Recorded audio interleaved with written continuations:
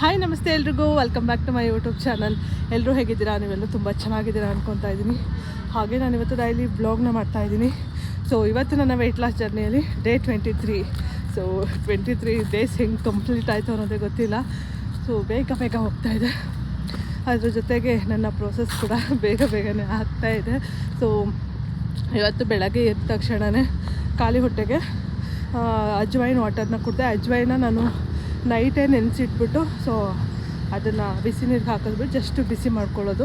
ನೈಟೇ ನೆನೆಸಿಟ್ಟಿಲ್ಲ ಅಂದರೆ ಸೊ ನೀವು ಜಾಸ್ತಿ ಹೊತ್ತು ಕುದಿಸ್ಬೇಕಾಗತ್ತೆ. ನೈಟ್ ನೆನೆಸಿಟ್ಟಿದ್ರೆ ಸ್ವಲ್ಪ ಬೆಚ್ಚಗೆ ಮಾಡಿಕೊಂಡ್ರೆ ಸಾಕಾಗುತ್ತೆ. ಅದನ್ನು ಕುಡಿದು, ಸೊ ಬಿಸಿಲು ನನ್ನ ಮುಖಕ್ಕೆ ಹಂಗೆ ಅಪ್ಪ ಅಂತ ಬೀಳ್ತಾಯಿದೆ.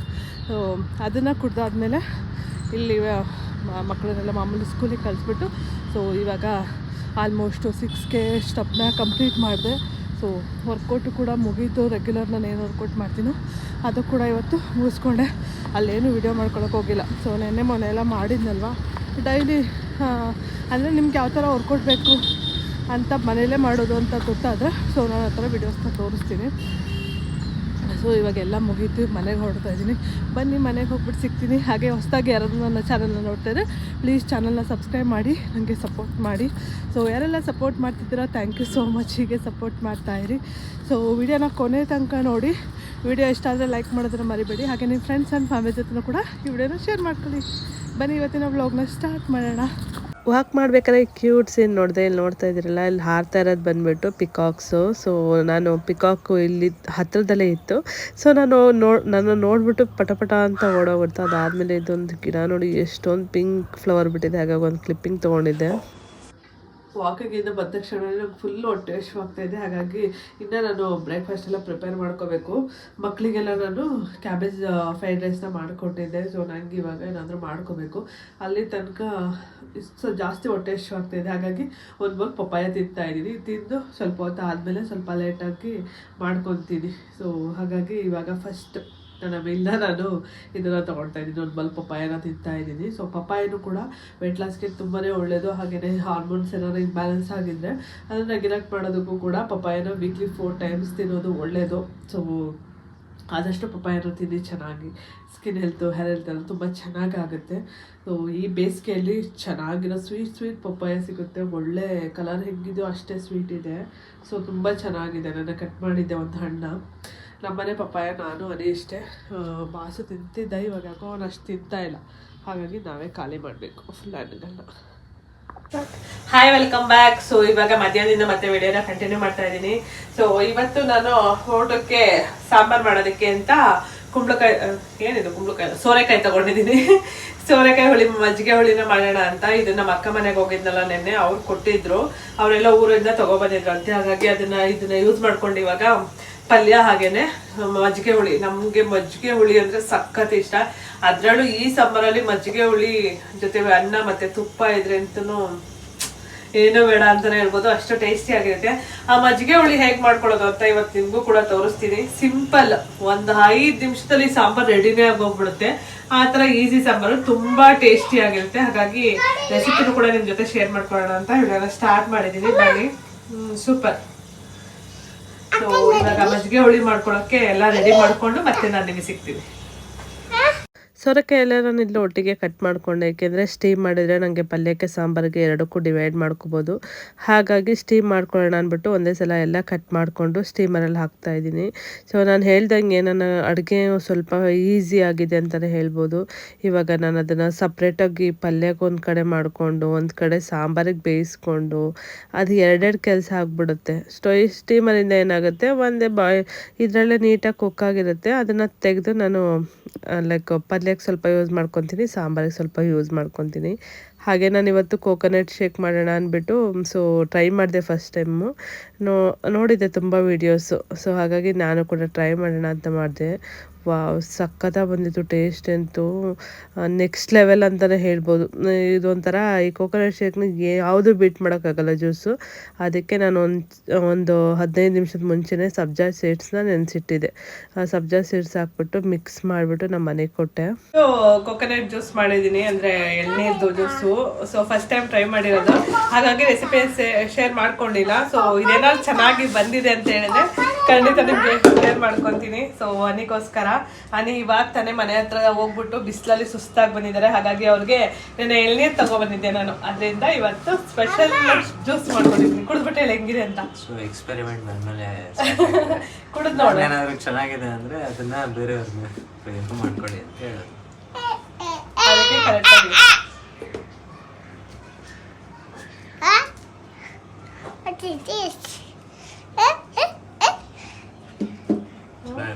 ಜಾಸ್ತಿ ಸ್ವಲ್ಪ ಜಾಸ್ತಿ ಚೆನ್ನಾಗಿದೆ. ಹೌದಾ? ಸೊ ನೆಕ್ಸ್ಟ್ ವಿಡಿಯೋದಲ್ಲಿ ಖಂಡಿತ ಶೇರ್ ಮಾಡ್ಕೊತೀನಿ ಹೇಗೆ ಮಾಡ್ಕೊಳ್ಳೋದು ಅಂತ. ಸಿಂಪಲ್ ಆಗಿ ಮಾಡ್ಕೊಳ್ಳೋದು, ಬಟ್ ಚೆನ್ನಾಗಿರುತ್ತೆ. ಇದಕ್ಕೆ ಇನ್ನ ನೈಟ್ ಏನಾದ್ರು ಗೋಂದ ನೆನ್ಸಿಟ್ಟಿದ್ರೆ, ಬಾದಾಮ್ ಗೋಂದ್ ಬರುತ್ತಲ್ಲ ಅದನ್ನ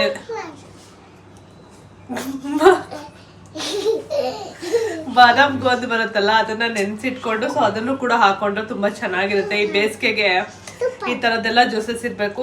ಸೊ ನಂದು ಸಾಂಬಾರ್ ಮಾಡೋದಕ್ಕೆ ಸೋರೆಕಾಯಿನ ಸ್ಟೀಮ್ ಮಾಡಕ್ ಇಟ್ಟಿದ್ದೀನಿ. ಆ ಗ್ಯಾಪಲ್ಲಿ ನನಗೆ ಅದನ್ನು ಮಾಡ್ಕೊಟ್ಟೆ.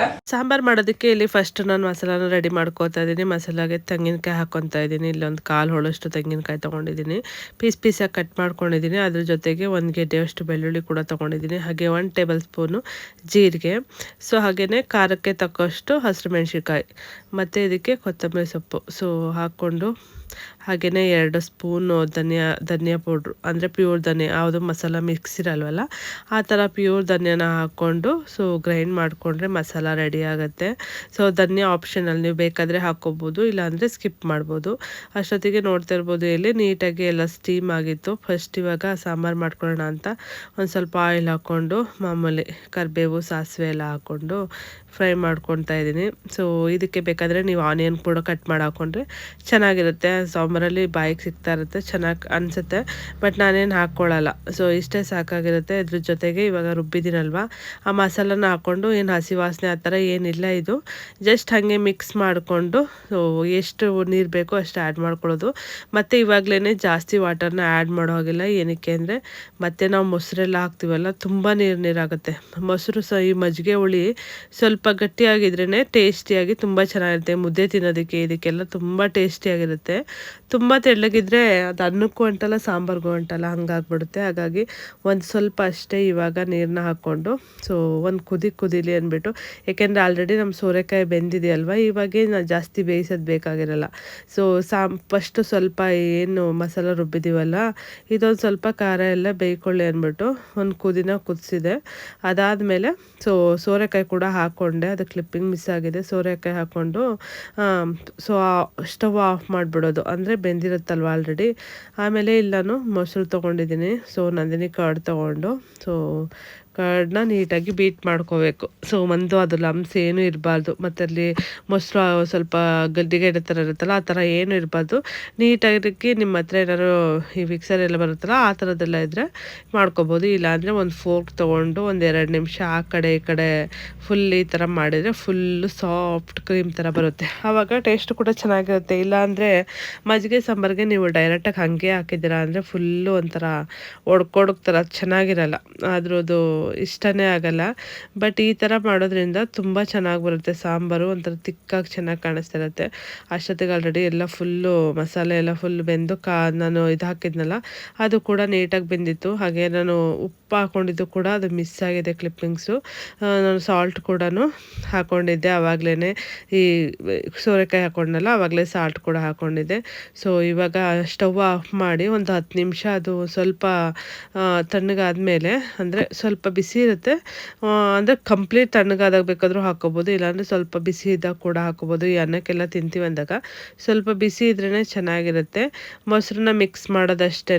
ಸೊ ಇಷ್ಟೇ, ಒಂದು 5 ನಿಮಿಷದಲ್ಲಿ ಸಾಂಬಾರು ರೆಡಿ ಆಗುತ್ತೆ. ನಾವು ಸೋರೆಕಾಯಿ ಏನೂ ಹಾಕಿಲ್ಲ ಅಂದರೆ ಸೊ ಇನ್ನೂ ಬೇಗನೆ ಆಗಿಬಿಡುತ್ತೆ. ಸೋರೆಕಾಯಿ ಏನಾದರೂ ಹಾಕ್ತೀವಿ ಅಂದರೆ ಅದೆಲ್ಲ ಬೇಯಿಸ್ಕೊಳ್ಳೋದಕ್ಕೆ ಸ್ವಲ್ಪ ಟೈಮ್ ತೊಗೊಳುತ್ತೆ. ನಾನು ಒಂದು ಕಡೆ ಸಾಂಬಾರು ಆಗೋಷ್ಟರಲ್ಲಿ ಇನ್ನೊಂದು ಕಡೆಗೆ ಪಲ್ಯಗೆಲ್ಲ ರೆಡಿ ಮಾಡ್ಕೊಂಡಿದ್ದೆ. ಪಲ್ಯ ಇದು ತುಂಬಾ ಸಿಂಪಲ್ಲು, ಏನಿಲ್ಲ, ಒಗ್ಗರಣೆ ಅದೇನು ಮಾಡಿದ್ವಿ, ಇದು ಅದೇ ಥರನೇ ಒಂದು ಈರುಳ್ಳಿ ಹಾಕ್ಕೊಂಡು ಹಾಗೆ ಒಂದೆರಡು ಹಸಿರುಮೆಣ್ಸಿನ್ಕಾಯಿ ಹಾಕ್ಕೊಂಡು ಫ್ರೈ ಮಾಡಿ, ಅದಾದಮೇಲೆ ಸೋರೆಕಾಯಿ ಹಾಕ್ಕೊಂಡು ಅದಕ್ಕೂ ಕೂಡ ಫ್ರೈ ಮಾಡಿ ಸ್ವಲ್ಪ ಕಾಯಿ ತುರಿ ಎಲ್ಲ ಜಾಸ್ತಿ ಹಾಕ್ಕೊಂಡ್ರೆ ಚೆನ್ನಾಗಿರುತ್ತೆ. ಸೊ ಇವತ್ತಿನ ನನ್ನ ಲಂಚ್ ಪ್ಲೇಟ್ ನಾನಿವಾಗ ಒಂದು ಕಪ್ನ ಅಳತೆಗೆ ಇಟ್ಕೊಬಿಟ್ಟಿದ್ದೀನಿ. ಈ ಚಿಕ್ಕ ಕಪ್ಪಲ್ಲೇ ಒಂದು ಕಪ್ ರೈಸ್ ತೊಗೋಬೇಕು ಅಂತ. ಹಾಗೆ ನನ್ನ ಫೇವ್ರೆಟ್ ಮಜ್ಜಿಗೆ ಸಾಂಬಾರು, ನನಗೆ ಎಷ್ಟು ಇಷ್ಟ ಮಜ್ಜಿಗೆ ಸಾಂಬಾರು ಅಂದರೆ ಆ ಟೇಸ್ಟೇ ಡಿಫ್ರೆಂಟು. ಆ ಟೇಸ್ಟಲ್ಲಿ ನೀವು ತಿಂತಾ ಇದ್ದರೆ ಒಂದು ಅಷ್ಟನ್ನು ತಿನ್ನೋರು ಇದ್ರ 3 ಅಷ್ಟನ್ನು ತಿನ್ಬೋದು, ಅಷ್ಟು ಟೇಸ್ಟಿ ಆಗಿರುತ್ತೆ ಈ ಸಾಂಬಾರು. ಒಂದ್ಸಲ ನೀವು ಮಾಡ್ಕೊಂಡು ನೋಡಿ, ನಿಮಗೆ ಗೊತ್ತಾಗುತ್ತೆ ಅದ್ರ ಟೇಸ್ಟು. ಹಾಗೆ ಯಾರೆಲ್ಲ ಈ ಥರ ಸಾಂಬಾರು ಮಾಡಿ ಟೇಸ್ಟ್ ಮಾಡಿದ್ದೀರಾ, ನಿಮ್ಗೆ ಯಾರಿಗೆಲ್ಲ ಈ ಮಜ್ಜಿಗೆ ಸಾಂಬಾರು ಫೇವ್ರೇಟ್ ಅಂದರೆ ಕಮೆಂಟ್ ಮುಖಾಂತರ ತಿಳಿಸಿ. ನನಗೆ ಅಂತಲೂ ತುಂಬ ಅಂದರೆ ಒಂಥರ ಕಂಫರ್ಟಬಲ್ ಫುಡ್ ಥರ ನನಗೆ ತುಂಬ ಇಷ್ಟ ಆಗುತ್ತೆ. ಸೊ ಇವತ್ತಿನ ಲಂಚ್ ಪ್ಲೇಟ್ನ ನಾನು ರೆಡಿ ಮಾಡ್ಕೊತಾ ಇದ್ದೀನಿ. ಸೊ ಸಲಾಡು ಸ್ವಲ್ಪ ಫೈಬರ್ಗೋಸ್ಕರ, ಹಾಗೆ ಒಂದು ಎಗ್ ತೊಗೊಂಡಿದ್ದೀನಿ, ಏಕೆಂದರೆ ನಾನು ಆಲ್ರೆಡಿ ಪಲ್ಯಗಳೆಲ್ಲ ಜಾಸ್ತಿ ಆಗುತ್ತೆ ಅಂದ್ಬಿಟ್ಟು. ಸೊ ಸೊಪ್ಪು ನಮ್ಮ ಅತ್ತಿಗೆ ಬಂದ್ಬಿಟ್ಟು ಅವ್ರು ಇವತ್ತು ಸೊಪ್ಪು ಸಾಂಬಾರು ಮಾಡಿದರು. ಸೊ ನನಗೆ ಸೊಪ್ಪಿಷ್ಟ ಅಂದ್ಬಿಟ್ಟು ಸೊಪ್ಪು ಕೊಟ್ಟು ಕಳಿಸಿದ್ರು, ಹಾಗಾಗಿ ಅದನ್ನು ಕೂಡ ಆ್ಯಡ್ ಮಾಡಿಕೊಂಡೆ. ಆ ಮಜ್ಜಿಗೆ ಸಾಂಬಾರಿಗೆ ತುಪ್ಪ ಇಲ್ಲ ಅಂದರೆ ಅದ್ರ ಇದೇ ಇಲ್ಲ. ಸೊ ಹಾಗಾಗಿ ಒಂದು ಅರ್ಧ ಟೇಬಲ್ ಸ್ಪೂನಷ್ಟು ತುಪ್ಪನೂ ಕೂಡ ಆ್ಯಡ್ ಮಾಡಿಕೊಂಡೆ. ಸೊ ಇದಾಗಿತ್ತು ಇವತ್ತಿನ ಲಂಚ್ ನಂದು. Hi, welcome back. ಸೊ ಇವಾಗ ಮತ್ತೆ ಈವ್ನಿಂಗಿಂದ ವಿಡಿಯೋನ ಕಂಟಿನ್ಯೂ ಮಾಡ್ತಾ ಇದ್ದೀನಿ. ಸೊ ಮಧ್ಯಾಹ್ನ ಊಟ ಆದಮೇಲೆ ಸ್ವಲ್ಪ ಎಡಿಟಿಂಗ್ ಇತ್ತು, ಅದನ್ನೆಲ್ಲ ಮುಗಿಸಿ ಹಾಗೆ ಇವತ್ತು ವಿಡಿಯೋ ಕೂಡ ನಾನು ಲೇಟಾಗಿ ಹಾಕ್ತೆ. ರಾತ್ರಿ ಬಂದುಬಿಟ್ಟು ನನಗೆ ನೆನ್ನೆಲ್ಲಿ ಹೋಗ್ಬಿಟ್ಟು ಬಂದಿದ್ದೆಲ್ಲ ತಲೆನೋವ್ತಾ ಇತ್ತು, ಫುಲ್ ಎಡಿಟ್ ಮಾಡೋಕ್ಕಾಗಿರಲಿಲ್ಲ. ಸ್ವಲ್ಪ ಹಾಗೆ ಪೆಂಡಿಂಗಲ್ಲಿ ಬಿಟ್ಬಿಟ್ಟೆ, ಮಲ್ಕೊಬಿಟ್ಟೆ, ನಿದ್ದೆ ಜಾಸ್ತಿ ಬರ್ತಾಯಿತ್ತು ಅಂತ. ಇವಾಗ ಸೊ ಊಟ ಆದಮೇಲೆ ಎಲ್ಲ ಕುತ್ಕೊಂಡು ಅದನ್ನು ಎಡಿಟ್ ಮಾಡಿ, ಸೊ ತಮ್ಲೇನೆಲ್ಲ ರೆಡಿ ಮಾಡಿ ಹಾಕೋ ಅಷ್ಟೊತ್ತಿಗೆ ಇವತ್ತು ಸ್ವಲ್ಪ ಲೇಟಾಗಿ ಹಾಕ್ತೆ. 5 o'clock ಹಾಕಿದ್ದೀನಿ ಇವತ್ತಿನ ವಿಡಿಯೋನ. ಸೊ ಇವಾಗ ಜಿಮ್ಗೆ ಹೋಗೋಕ್ಕೆ ಅಂತ ರೆಡಿ ಆಗಿದ್ದೀನಿ.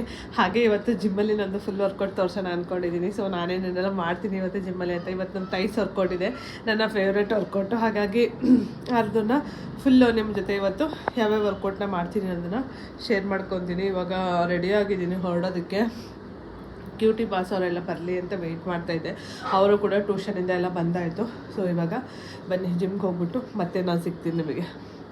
ಜಿಮ್ಗೆ ಹೋಗೋಕ್ಕಿಂತ ಮುಂಚೆ ನಾನು ಜಸ್ಟ್ ಏನಾದ್ರೂ ತಿನ್ಕೊಂಡು ಹೋಗ್ತೀನಿ, ಇಲ್ಲಾಂದರೆ ಏನಾದರೂ ಕುಡಿದ್ಬಿಟ್ಟು ಹೋಗ್ತೀನಿ. ಸೊ ಇವತ್ತು ನಾನು ಕ್ರಿಯೇಟಿನ್ ಏನೂ ತೊಗೊತಾ ಇಲ್ಲ. ಸೊ ಮಧ್ಯಾಹ್ನ ಒಂದು ಸ್ವಲ್ಪ ಊಟ ಮಾಡಿದ್ದೆ, ಸ್ವಲ್ಪ ಲೇಟಾಗಿ ಮಾಡಿದೆ. ಅದನ್ನೇ ನನಗೆ ಒಂಥರ ಹೆವಿ ಅನ್ನಿಸ್ತಾ ಇದೆ. ಆ ಥರ ಟೈಮಲ್ಲೆಲ್ಲ ನಾನು ಏನೂ ತಿನ್ನೋದು ಇಲ್ಲ, ಕುಡಿಯೋದು ಇಲ್ಲ. ಏಕೆಂದರೆ ನನಗೆ ಹಂಗೆ ಇದ್ದಾಗ ತಿಂದ್ಬಿಟ್ರೆ ಒಂಥರ ಹೆವಿ ಅನ್ಸೋಕ್ಕೆ ಸ್ಟಾರ್ಟ್ ಆಗುತ್ತೆ. ಮೇಲೆ ನಾನು ಏನೂ ಹಾಕೋಕ್ಕೋಗಲ್ಲ. ಹಾಗಾಗಿ ಇವಾಗ ಏನೂ ತಿಂತಾಯಿಲ್ಲ ನಾನು. ಸೊ ಇವಾಗ ಒಂದು ಲೋಟ ಬಿಸಿ ನೀರು ಕುಡಿದ್ಬಿಟ್ಟು ಹೊರಡ್ತಾ ಇದ್ದೀನಿ ಇವಾಗ. ಸೊ ಜಿಮ್ಮಿಗೆ ಹೋದೆ, ಅದಾದಮೇಲೆ ಒಂದು 20 minutes ಅಷ್ಟು ನಾನು ವಾರ್ಮಪ್ನ ಮಾಡಿದೆ, ಅಂದರೆ ಫ್ರೀ ವರ್ಕೌಟ್ ಏನಿರುತ್ತೆ. ಸೊ ನಾವು ಏನಾದ್ರೂ ಹೆವಿ ವರ್ಕೌಟ್ ಎಲ್ಲ ಮಾಡೋಕ್ಕಿಂತ ಮುಂಚೆ ಸೊ ಬಾಡಿನ ಹೀಟ್ ಮಾಡ್ಕೋಬೇಕಲ್ವ, ಹಾಗಾಗಿ ವಾರ್ಮಪ್ ವರ್ಕೌಟ್ ಎಲ್ಲ ಮಾಡಿ ಆಮೇಲೆ ನಾನು ಹೇಳ್ದಂಗೆ ಇವತ್ತು ನಂದು ಥೈಸ್ ವರ್ಕೌಟ್. ಸೊ ನನಗೆ ಥೈಸ್ ವರ್ಕೌಟ್ ಅಂದರೆ ತುಂಬ ಇಷ್ಟ, ಏಕೆಂದರೆ ಇದು ಒಂದು ಸ್ವಲ್ಪ ಬಿಟ್ಟು ಹಾರ್ಡ್ ಆಗಿರುತ್ತೆ.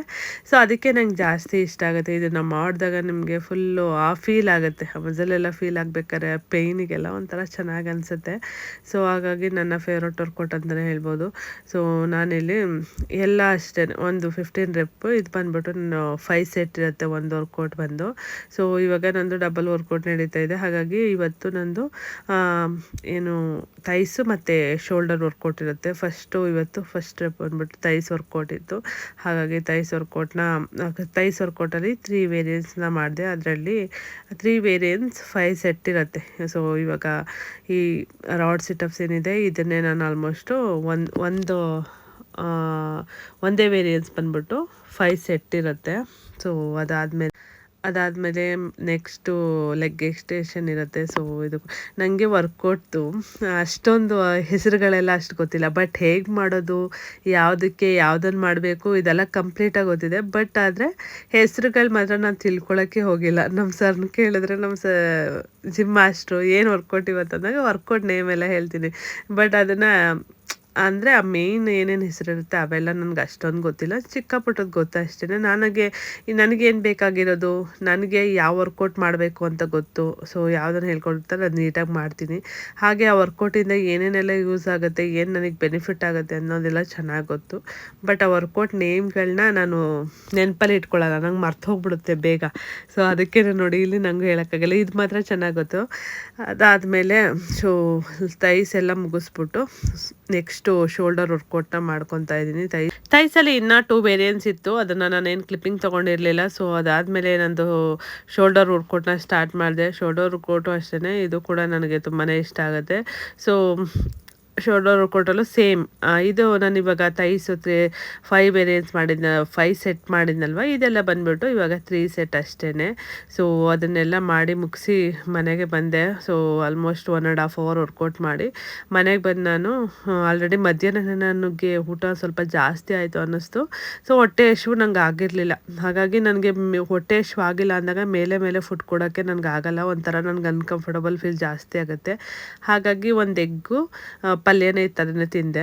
ಊಟ ಎಲ್ಲ ಮಾಡಿಕೊಂಡು ಅದಾದಮೇಲೆ ಮಕ್ಕಳನ್ನೆಲ್ಲ ಮಲ್ಕೊಂಡು ಆದಮೇಲೆ ಸೊ ಕಿಚನಲ್ಲಿ ಪಾತ್ರೆ ಅಂತೂ ಜಾಸ್ತಿ ಇತ್ತು. ಹಾಗಾಗಿ ಕಿಚನ್ನೆಲ್ಲ ಕಂಪ್ಲೀಟಾಗಿ ಕ್ಲೀನ್ ಮಾಡಿ, ಸೊ ಒಂದಷ್ಟು ಪಾತ್ರೆಗಳಿತ್ತು. ಈ ಮಕ್ಕಳಿದ್ದಾರೆ ಅಂದರೆ ನಮ್ಮ ಮನೇಲಿ ಎಲ್ಲ ಎಳೆದು ಸಿಂಕಲ್ಲೇ ಇಕ್ಕಿರ್ತಾರೆ ಅರ್ಧ ಪಾತ್ರೆನ. ಸೊ ನೋಡ್ತಾ ಇರ್ಬೋದು ಎಷ್ಟು ಪಾತ್ರೆ ಇತ್ತು ಅಂತ. ಅಷ್ಟು ಪಾತ್ರೆ ಎಲ್ಲ ತೊಳೆದು ನೀಟಾಗಿ ಕಿಚನೆಲ್ಲ ಕ್ಲೀನ್ ಮಾಡಿದೆ. ಈ ಥರ ನೀಟಾಗಿ ಕಿಚನೆಲ್ಲ ಕ್ಲೀನ್ ಮಾಡಿದಾಗ ನೆಕ್ಸ್ಟ್ ಡೇ ಎದ್ದು ನನಗೆ ವ್ಲಾಗ್ ಮಾಡೋದಕ್ಕೂ ಒಂದು ಕಂಫರ್ಟಬಲ್ ಫೀಲ್ ಇರುತ್ತೆ. ಆರಾಮಾಗಿ ಹೋಗಿ ನಾನು ಮಾಡ್ತೀನಿ. ಇಲ್ಲಾಂದರೆ ನನಗದೊಂಥರ ಕ್ಲೀನಾಗಿಲ್ಲ ಅಡುಗೆ ಮನೆ ಎಲ್ಲ ಅಂದರೆ ನಂಗೆ ಆ ಮೂಡೇ ಬರೋಲ್ಲ. ಫುಲ್ಲು ಒಂಥರ ಮೂಡ್ ಆಫ್ ಥರ ಆಗಿಬಿಡುತ್ತೆ ಬೆಳಗ್ಗೆನೇ ಎದ್ದು. ಹಾಗಾಗಿ ನಾನಿವಾಗ ಏನು ಮಾಡ್ತಾಯಿದ್ದೀನಿ ಅಂದರೆ ಎಷ್ಟೊತ್ತಾದರೂ ಆಗಲಿ ಸೊ ಅಡುಗೆ ಮನೆ ಎಲ್ಲ ಕ್ಲೀನ್ ಮಾಡಿಬಿಟ್ಟೆ ಮಲ್ಕೋತೀನಿ. ಸೊ ಇದಾಗಿತ್ತು ಇವತ್ತಿನ ವಿಡಿಯೋ. ಈ ವಿಡಿಯೋ ಇಷ್ಟ ಆಗಿದೆ ಅಂದ್ಕೊತೀನಿ. ಇಷ್ಟ ಆದರೆ ಲೈಕ್ ಮಾಡೋದನ್ನು ಮರಿಬೇಡಿ. ಹಾಗೆ ನಿಮ್ಮ ಫ್ರೆಂಡ್ಸ್ ಆ್ಯಂಡ್ ಫ್ಯಾಮಿಲಿ ಜೊತೆ ಕೂಡ ವಿಡಿಯೋನ ಶೇರ್ ಮಾಡ್ಕೊಳ್ಳಿ. ನಾಳೆ ಹೊಸ ವ್ಲಾಗ್ ಜೊತೆ ಸಿಗ್ತೀನಿ. ಅಲ್ಲಿವರೆಗೂ ಎಲ್ಲರಿಗೂ bye. Thank you for watching. Lots of love. Bye.